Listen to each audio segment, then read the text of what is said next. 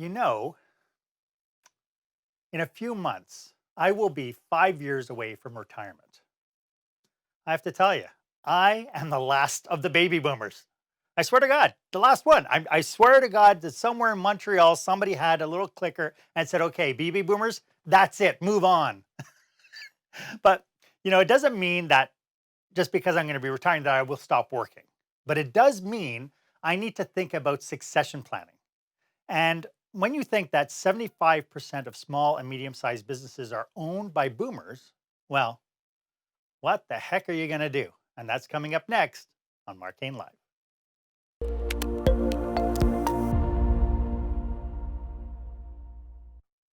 Welcome back to Marcane Live, where small business owners and entrepreneurs pick up core skill sets to help them work on their business, not just in their business.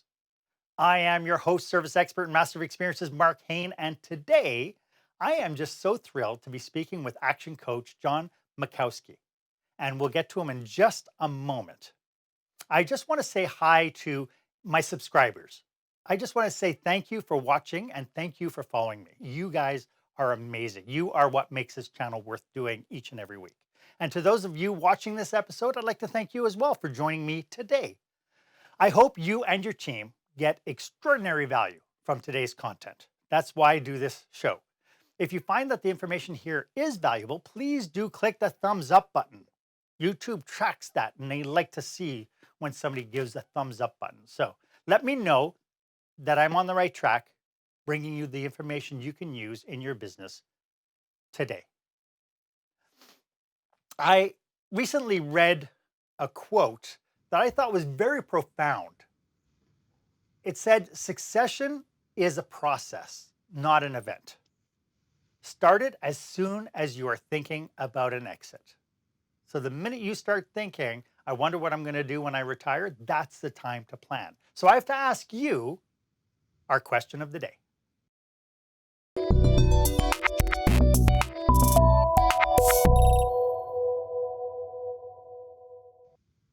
So, as a business owner, are you ready to succeed from your business? If not, what do you need to do to make sure you protect the legacy of everything you have built? You've built a career around your business. And what are you doing to protect that? I'd love to hear your comments. Go ahead and put them in the comment box below. I'd love to have a little bit of a conversation with you online about what you're doing to guarantee that everything you built is going to succeed you. As I mentioned, my guest today is John Makowski. John is a passionate builder of strong relationships and takes great joy in seeing others succeed. With about 20 years of sales, marketing, and a service-oriented approach garnered through the global financial markets, John brings a spark of entrepreneurial spirit to serving others. He has helped turn and build companies in the transportation, logistics, and beauty industries. He believes that life should be filled with success, joyous memories, and inspirations of the soul. Welcome to the show, John. Thank you so much. It's so great to have you. Thank you, Mark. Pleasure to be here. Maybe we could start. Maybe you could tell us a little bit about what you do for clients. For sure, for sure.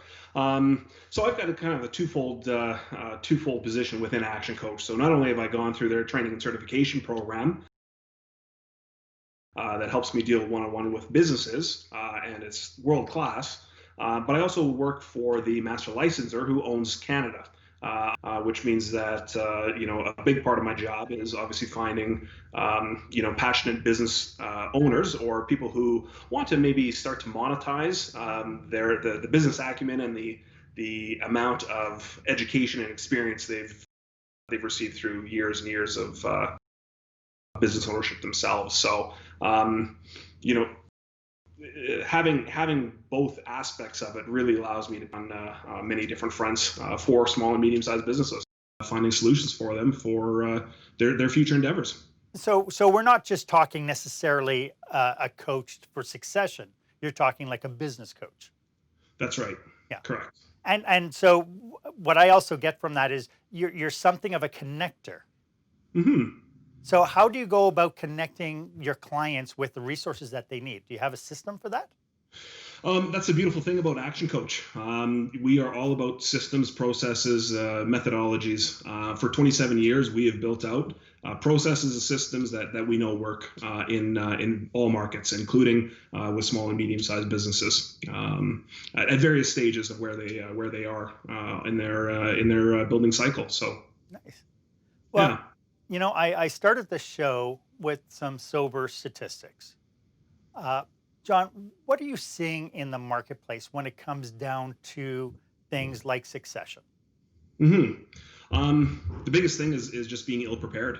Honestly, as you said, right, 75% of small and medium sized enterprises, are owned by baby boomers. The next 6, 8, 10 years, there's going to be a massive wealth transfer, culminating, we estimated, around $1.5 trillion. Yeah, but what we do know is that businesses, when they get up for sale, often a lot of them don't sell, or they're very difficult, or they're sold under unfavorable terms. In fact, Mass Mutual did a big study, and 12 months after the sale of small and medium-sized businesses, the past owners reflected and were very unhappy with what the outcome was. And they were unhappy because they were ill prepared. Ill prepared, and didn't get the valuations that they had expected. Wow. Yeah. Yeah. You know, as a small business owner, you and I were talking offline just before we started the broadcast, and Mhm. I was saying that I've met a lot of entrepreneurs where succession planning isn't even something in their wheelhouse. Like they're not even considering when they retire, even though they might be my age. That's right. Yeah. Yep, absolutely. And so they decide, and I think for me the scariest part of it is when an owner operator gets sick. hmm Are you seeing a lot of businesses being sacrificed because of health reasons from the owners? A little bit, yes. But obviously, we need to be able to, and what we do as action coaches is really teach those businesses how to pivot. A great example, just on foot traffic. Originally, this came from one of our coaches in the U.S. who was working with a candy shop, and obviously, it's a lot of children coming through the doors. Well, when COVID first hit and lockdowns started happening, what did they have to do? They had to reinvent themselves Yeah. and really pivot their business. And it's a really kind of cool story, because what they did is they started now, they had all of their client lists. They started calling these clients and doing home deliveries, but in costumes like bunny rabbits or the Easter bunny, and they would go drop these candy packages in the backyard, and the kids would watch from a safe distance behind their windows, and things just exploded like that, right? So it was pretty cool to see stories like that. Yeah. There is successes coming out of such a tragic pandemic goals. Gotcha. Yeah. Yeah. Yeah. And so it's more than just talking business succession planning. Then it's whole operation coaching that you Well, do. business succession planning is really just setting yourself up to be sellable in the future, right? As you mentioned, we've got a huge transfer of wealth coming down the pipeline here from baby boomers and owners of businesses, like over the next 6, 8, 10 years, and we estimate it's around 1.5 trillion in assets or wealth transfer that's going to be moved. Sometimes family businesses, the natural succession is the children. But other times, business owners, they need to plan years in advance to make sure that their business and their operation is attractive to a third party. Right. What we do know is that 80% of businesses that do go up for sale really don't sell for what they were asking, or they get unfavorable terms. Wow. And so, Yeah. and so you're saying 80% of the businesses. So are there like what is the trend? Like why is this happening? Um, the trend, I think, really comes down to what you said at the very beginning there, Mark, at the beginning of your show. It was people working in their business, not on their business, right? If you looked at kind of, an entrepreneurial ladder, and we do have an entrepreneurial ladder that we describe, but, if someone buys a business, but they have to work in it, really, that's the old term of I bought a job, right? You're a manager, you're a general manager.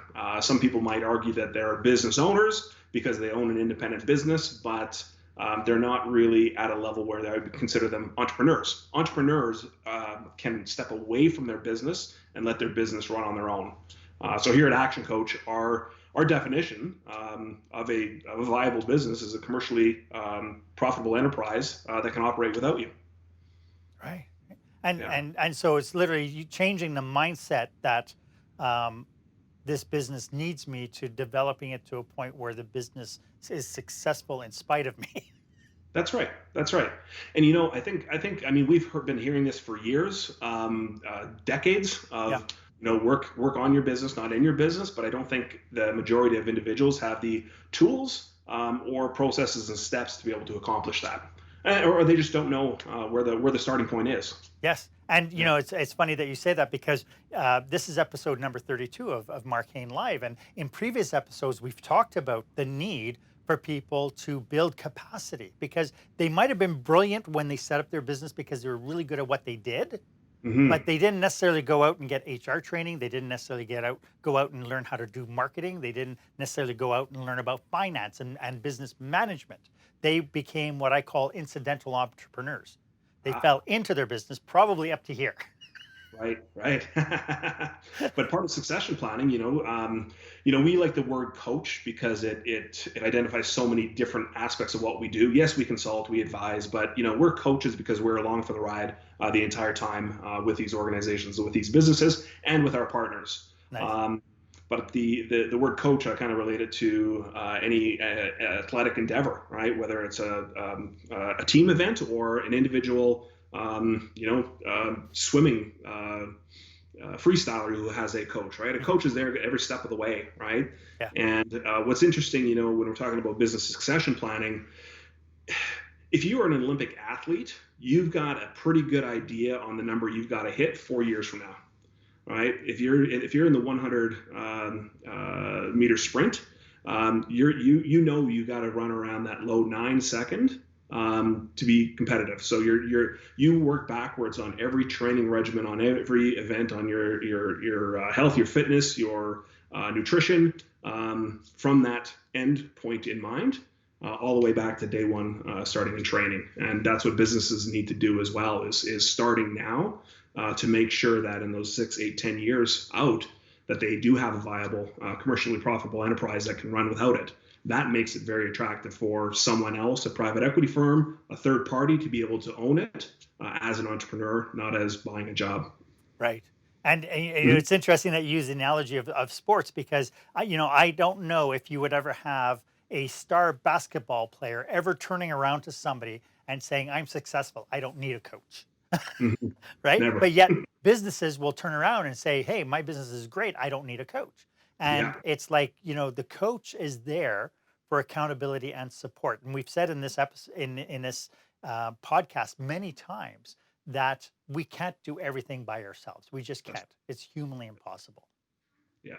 Yeah. And so it's really interesting, this idea of bringing in a coach. And I'm glad that your philosophy is actually melding very closely with mine. Just so everybody knows, this episode is brought to you by my brand new book. It's called Lights, Camera, Action: Business Operational Excellence Through the Lens of Live Theater. It's where I take my experience as an actor and I break out the business principles that we use in theater to be successful. And my thought process was, if we could put as much effort into our businesses as we do on stage to put on 6 shows, businesses would be absolutely stellar. And it tears down what it takes to put on a great show for you and your customers, no matter what business you are in. To get a notification when the book is released, go to marcane.com/lights camera action and click on the coming soon button. The Kindle version is available on Amazon right now, but the hard copy and the paperback is still pending. So we're just waiting for Amazon to release those. So go ahead and click the link. I did put a link down in the show notes here for you as well. So John, now that I've got myself shameless plug down, when it comes down to this idea of businesses shaking their mindset to start thinking about this idea of succession planning, what could you? Is there a central problem here that people are focused with? Um, hmm. I mean, first and foremost, I think every business should have a coach. I mean, our personal goal is to have an action coach for every business in Canada. We've got about 1.2 million small and medium-sized businesses across the nation, and we are severely lacking in capacity for coaches. We can use a tremendous amount more and good, high quality individuals. So number one, I would say hire a coach. What a coach does is it holds you accountable unto yourself, right? The other thing that's like a commonality really would be in working in your business. They're not valuing their time like what the CEO should be valuing their time, right? Right. If you took a business that's operating, $1 million in revenue per year, average 2,000 hours worked per year, basically that CEO is a $500 an hour job, right? You can do that with many different many different businesses. But when you start looking at that and you start analyzing where they're spending the majority of their time, if they're doing, $100 hour endeavors or $15 an hour endeavors, the opportunity cost on the outside is very tremendous, right? Right. The high value decisions are the invisible ones. Yeah. Yeah. And it becomes a false sense of economy when people start doing the job that they should be hiring their people to do. And That's and again, part of that is ineffective leadership. Is like mhm. it's, I'm not going to delegate it because I can do it better and faster myself. That's right. But then you end up in this situation where you're no longer leading, you are doing, You're doing. and it can only last so long. When it comes down to this idea of succession planning, I too, have dealt with a lot of different operators in hotels, casinos, and restaurants. And when I talk to owners about succession planning, it kind of gets poo-pooed away. I'll deal with it later. Are people waiting too long to think about their business transitions? 100%. 100%. Like the analogy that I gave with the Olympic coach, right? They know 4 years ahead of time what they have to do on every day moving back, right? Yeah. Businesses that are very, very comfortable, let's say they're making a good income for themselves, for their family, for the community, whatever it might be. They unless they have some sort of what we call perturbation, external pressure put on them to change, they get kind of very, very complacent up until a point where they say, oh, geez, I would really like to move to the Caribbean. I'm just going to sell my business now, right? Back to the idea of the entrepreneur. The idea of the entrepreneur is that your business should be able to run without you. Therefore, there might not even be a need to sell because it just self-perpetuates and self-sustains itself, right? Without much management and time. Right. Ultimately, people value time, team, and money. And so if we can set that up for that success, they might not need to even transition. Yeah. They might And you're not saying that it goes without leadership. It just No. means that the owner puts themselves in a position where they empower other people to take on those leadership roles to keep the vision alive and to keep the business moving forward. 100%. Exactly. Yeah. Yeah. If somebody is watching this and they're saying, they're like me, they're on the cusp of turning 60, and they need to start thinking about this idea of, I've been doing this. Maybe I have been. Maybe I just bought myself a job and I've been doing this for years with passion. It's something I love doing, but now I have to start thinking about the future. What Mhm.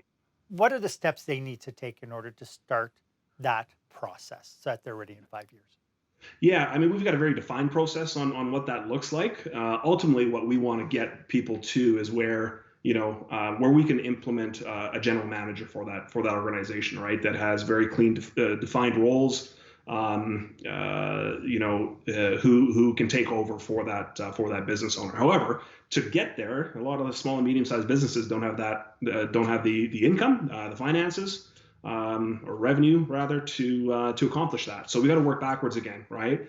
And really, our 6 steps, process within that starts really at the foundation of mastering certain aspects or pillars of the foundations of businesses, right? Your cash management, your time management, your delivery management, destination management, right? From there, then we can pivot once we have a very strong base within a company, an organization, then we can pivot into, identifying what their niche is, what makes them unique, what's their unique selling proposition, and then start to get to market on, generating increased revenue. And we do it through, a very defined process. A lot of times people say, "Well, I want to grow my business. I need more customers." Well, it's not customers. Yes, you do need customers, but they're results of other actions. They are the results of generating leads, increasing those leads, and increasing conversion rates. That gets you more customers, right? So, and then we just follow it through to how do we get more repeat business? How do we convert, customers who, let's say, accidentally walked into your retail store, as an example, versus someone who's going to be a huge proponent and scream to the top of their lungs that you need to deal with Mark at his business, right? So how do we get them from a suspect, a prospect, to actual customers and repeat business on top of that? Right. Those are very, very important things. From those points, once we've got a really good flow of increasing profits, then we can start looking at leveraging. Leveraging really means, at its very core, doing something once and having it pay forever, right? Leveraging means team, leveraging means systems, leveraging means, simple things like if you ran a retail restaurant and you needed to demonstrate how to work a fryer. You can use a little YouTube or a GoPro with a manual, and any employee that comes into the door from that day forward is not going to ever have to, take the time away from that team, from that general manager or whoever. Right. From that point, then we move on up the scale again and get into teams and get really defined roles. See what capacity that each of the individuals in the organization can really handle, and do they understand what their positional contracts look like, their key responsibilities, their KPIs. Is the vision in alignment with the organization, the business, and the team? Because we get into that that business cycle that sometimes people forget, where you've got the owner. The owner obviously is the leader for the team. The team is the ones who are dealing with the customer, and the customer is what feeds the business, and ultimately the owner. So you got to make sure all of those are very in line and synergistic.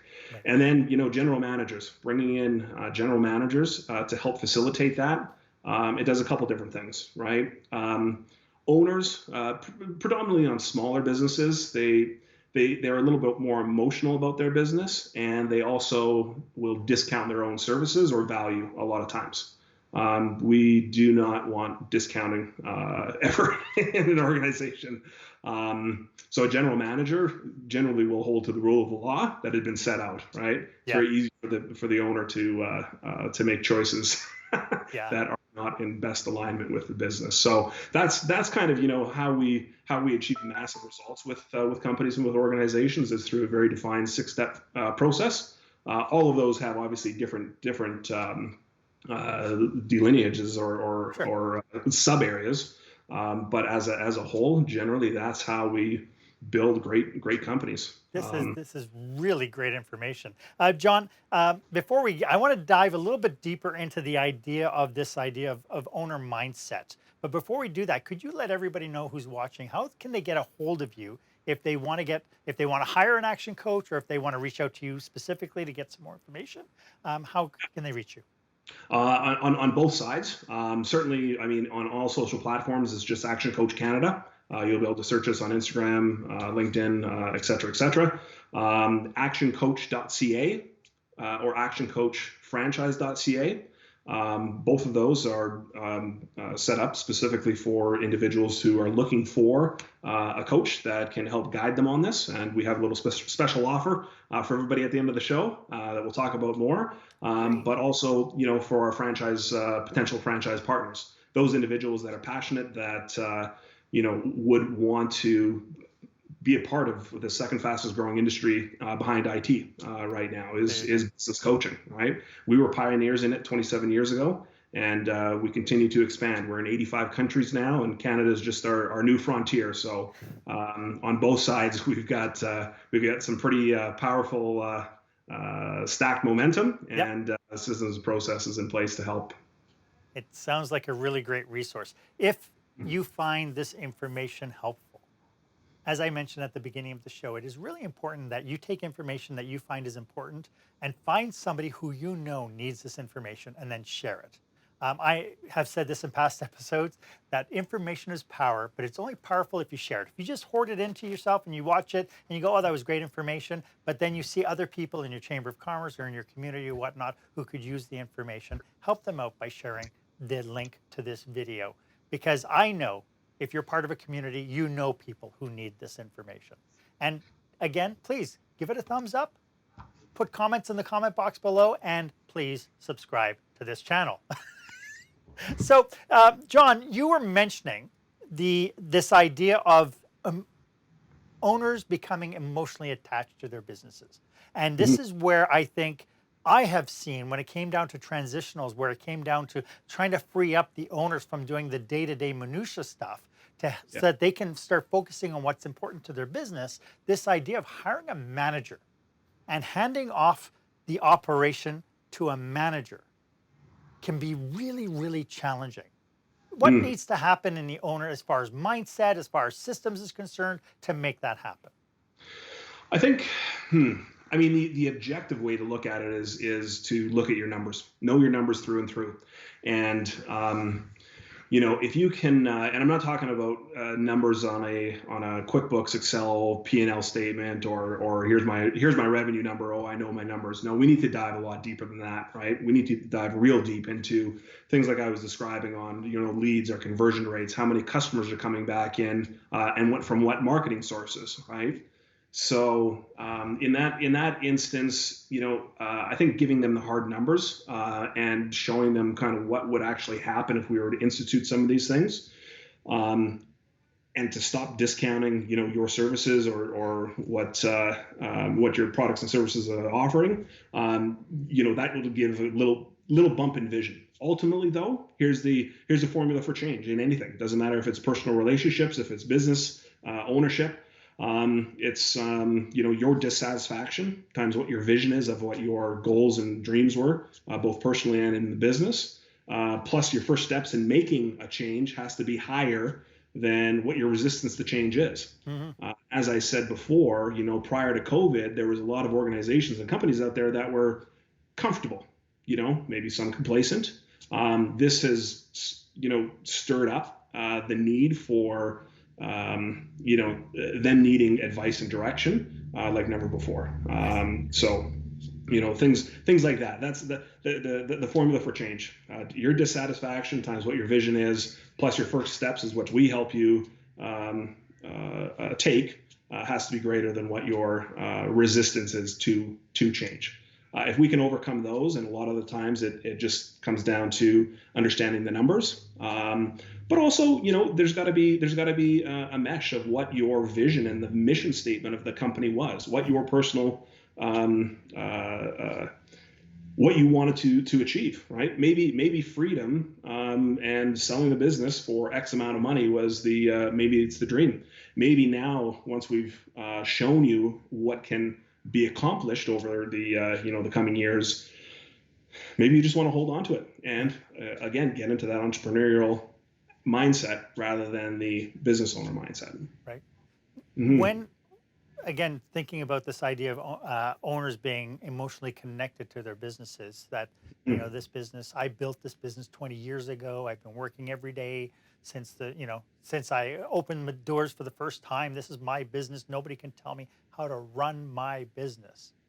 Yeah. When it comes down to shaking out that line of thinking, at what point does reinvention come in? Like because it takes a lot of humility to realize that you can stand for some improvement. That's right. And so a lot of these small businesses, I think, end up with these blinders on that they can't see the forest. But I think somebody last week said you cannot see the label from the inside the jar. Yeah. So yeah, sometimes, I mean, you know, that's perturbation. That's back to the idea of perturbation. Perturbation is just an outside influence that you know, creates change. Yes, right? like So, COVID-19.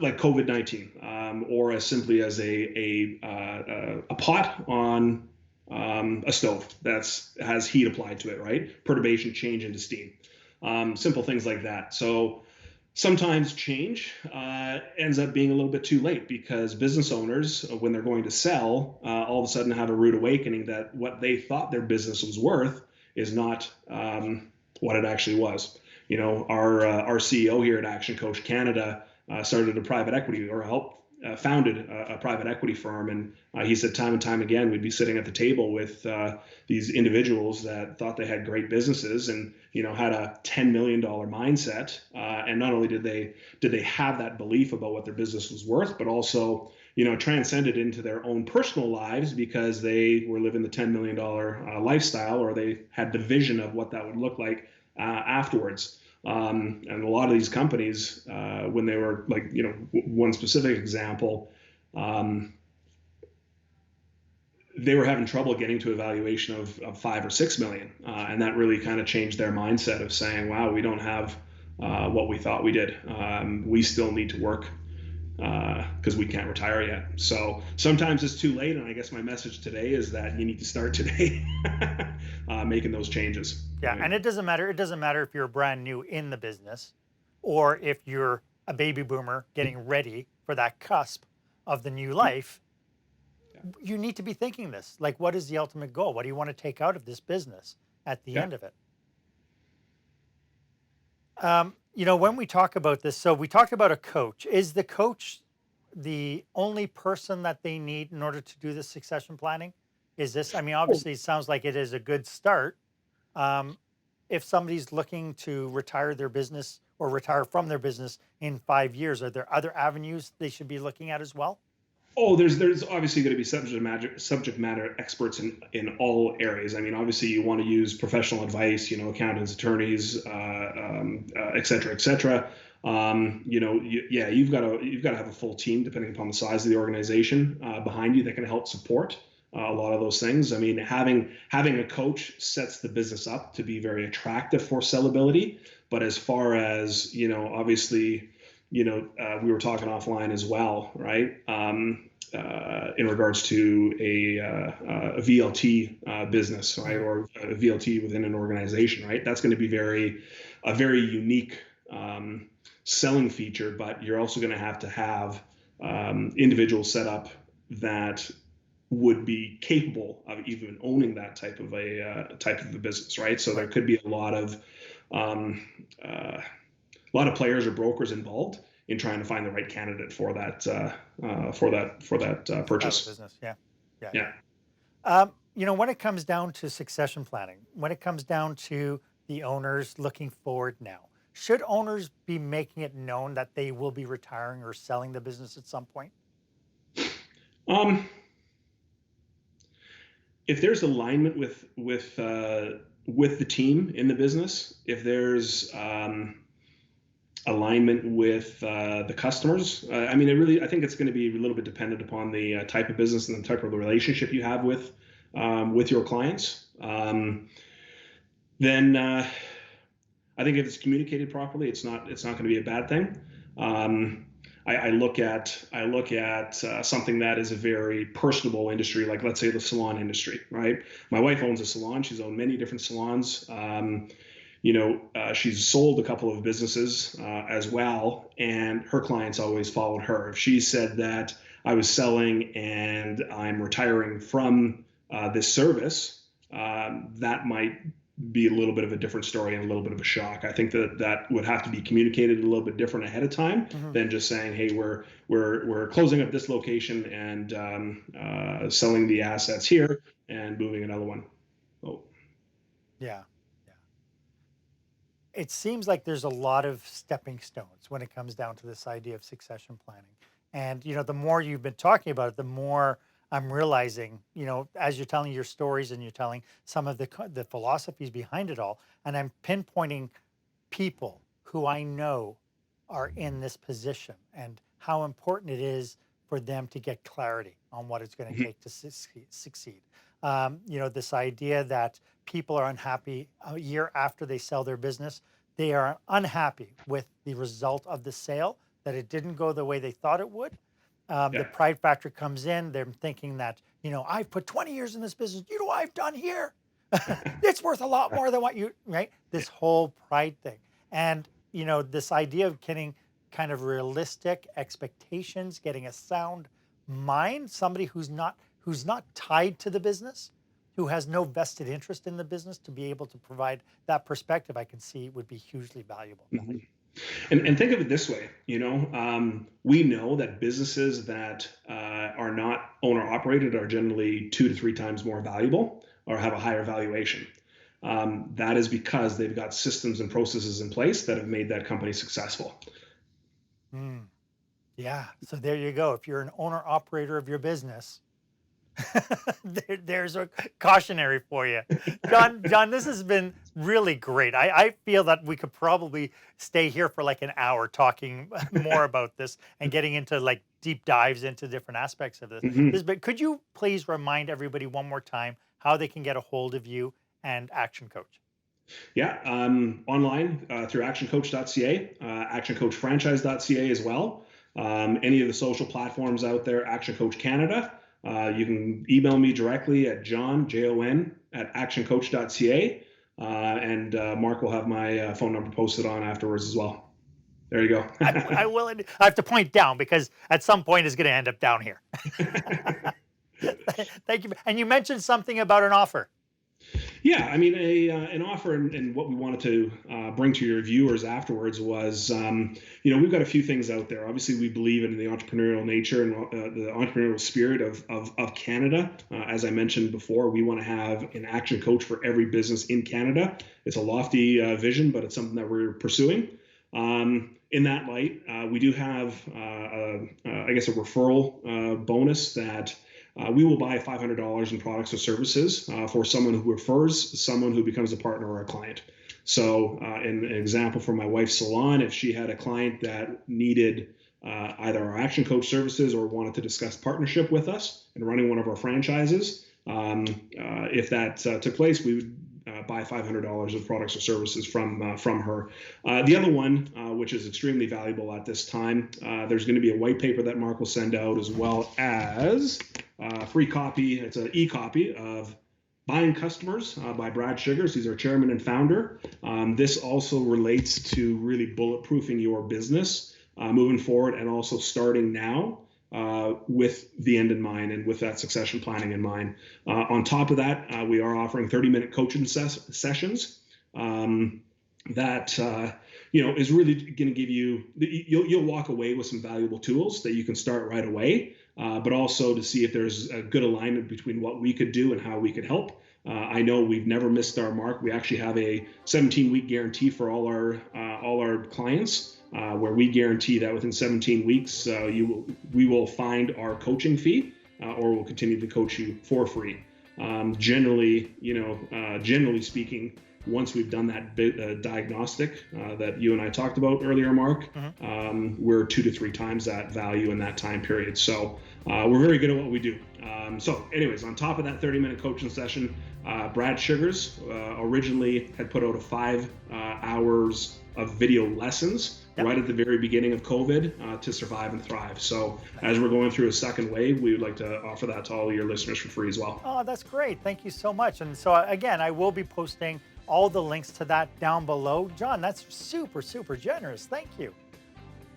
You're welcome. Well, that's all the time that we have for today. And John, I can't thank you enough for being here to share your knowledge, your passion, and your expertise. And you know what? Your passion really does come through in spades. So thank you again for doing this with us today. Awesome. So why don't you give me a thumbs up if this was of value to you? As always, my offer stands as well. If you would like 30 minutes of my time to brainstorm your business with you and your team, please feel free to book yourself on my online calendar. The link is below. It's at meetme.so/Mark Hain. As always, I am at your service. And if you haven't done so yet, please, please, please hit the subscribe button. Nah, do it only if you want to. But if you ring the bell, it'll give you first dibs whenever I bring you some fresh content to work on your business, not just in your business. Again, my name is Mark Hain. I hope you stay safe, stay healthy, and dare to be the exception.